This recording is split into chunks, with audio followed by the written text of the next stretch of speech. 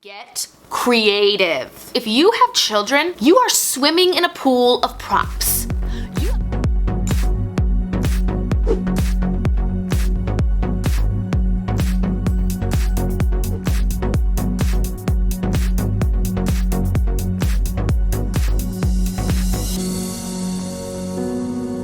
Hey you guys, welcome back to my channel. Teacher Kristen here, and today we're gonna talk about money. We're gonna talk about money and furthermore how to save money as an online teacher, because that's why we're here, right? The kids are cute, I love the lessons, I love the community and the program, but really, this is a business. We are here to make money. And I have seen many teachers, those who I have just talked to and those that I've coached into the program, that have spent money, frankly, too much money on certain things, and I wanna help other teachers not make those mistakes. So today's video is how to save money as an online teacher. Really quick, if you are not subscribed to this channel, click that little red subscription button down below and the bell to be updated for each and every future video when it comes out on this channel. Also, if there are any video topics that you would like to see, I want to help you guys in any way that I can. Put your video requests down below in the comment section. But without any further ado, let's talk about how to save some money. I've got to stop drinking coffee. Tip number one is to DIY your background and your props. Now, I have helped a lot of teachers into this program, and I have to tell you, there are some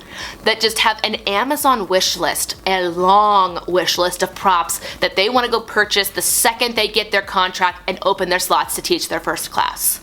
And I'm always like, girls or guys, just wait. You do not need to do that just yet.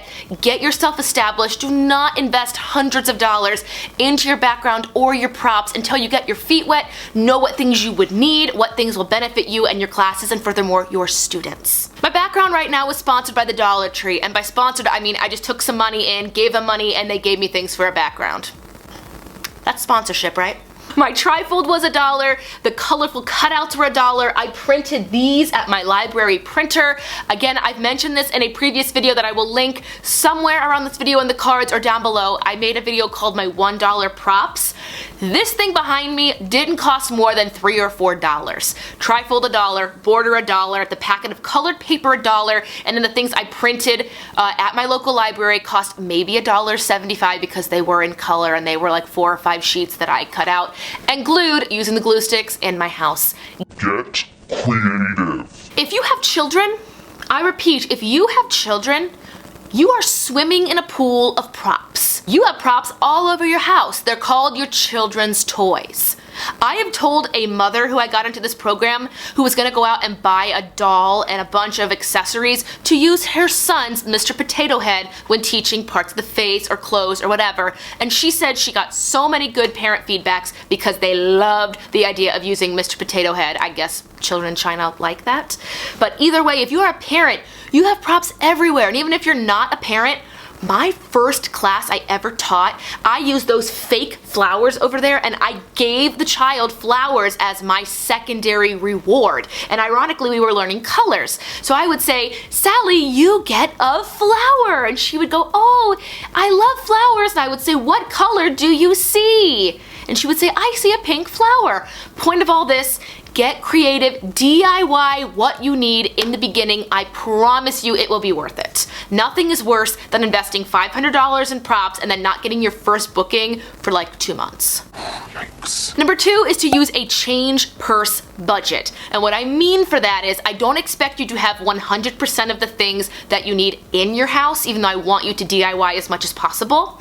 A change purse budget means go into your wallet, go into your purse, empty out your change, maybe you have a couple dollars there. That is now your budget. That is not money that you were sitting on, banking on, planning on using for your groceries. Oh, I've been there.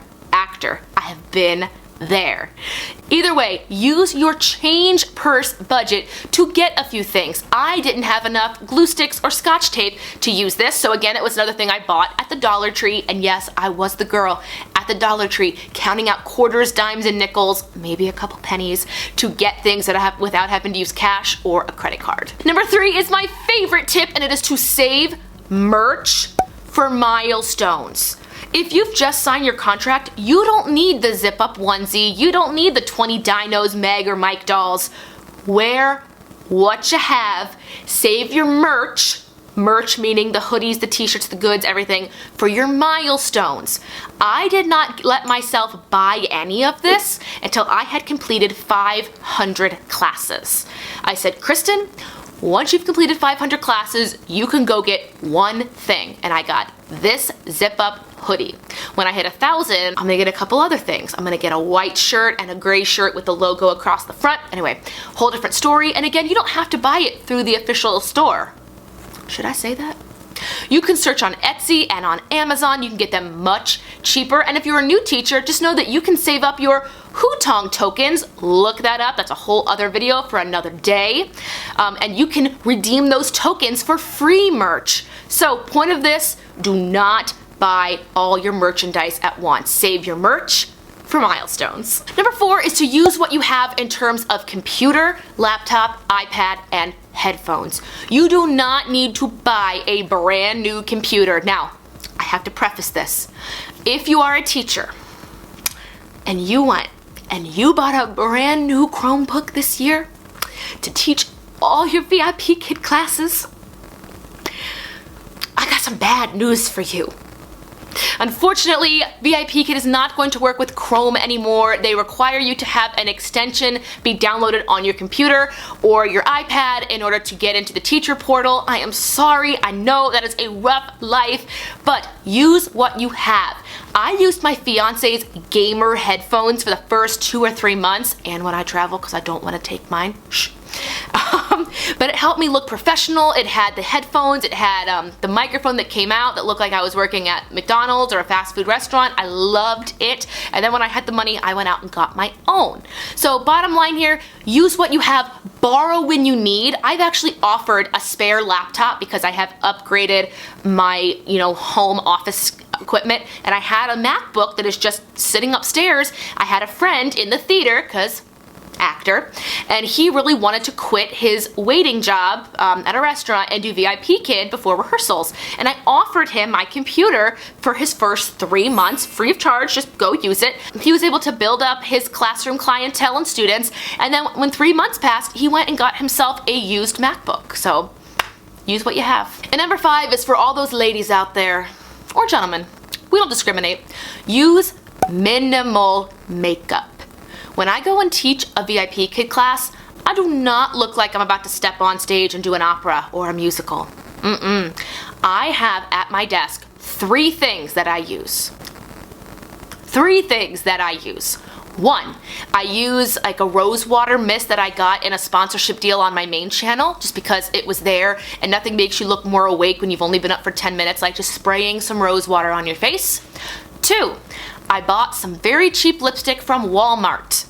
I just use a light bit, it's not really bright. And then I have some Dollar Tree mascara to look awake. And I do wear glasses when I teach because again, I've just gotten out of bed. I like having the glasses on. But for me, the rose water, the lipstick, and the dollar mascara, and that's going to last me for the rest of the year. I do appreciate the teachers that do take the time to fill in the eyebrows, put on all the makeup, the lipstick, the blush. I teach enough that it's not worth it for me, and my makeup's a little bit more high-end because I do have to go sing a bunch of gigs. I mean, I am lucky that I am hired to go and do these artistic projects, but I'm not gonna use that fancy makeup when I'm teaching online. And frankly, I've done classes at night when I had a full face of makeup on. It doesn't look much different in my lighting. So good lighting. I would use a wide open window before I used a full face of makeup. Just a tip from me to you. Anyway, those are my top 5 tips on how to save money as an online teacher. If you have any that you'd like to contribute, let me know down below in the comment section. And once again, if you are a prospective teacher looking for someone to coach you through the program, my link is down below. I would love to help you. I'm helping currently, at the time of making this video, helping 6 kids getting into this program. I said kids. Helping 6 teachers get into this program. I would love to help you as well. Once again, link is down below. Thank you guys so much for watching, and I'll see you in the next one. Maybe you're excited to get into teaching, but you haven't booked a class and it's been weeks. Maybe you think the classes are gonna go one way, but they've gone another way. Either way, I have the top 3 most common mistakes for brand new teachers.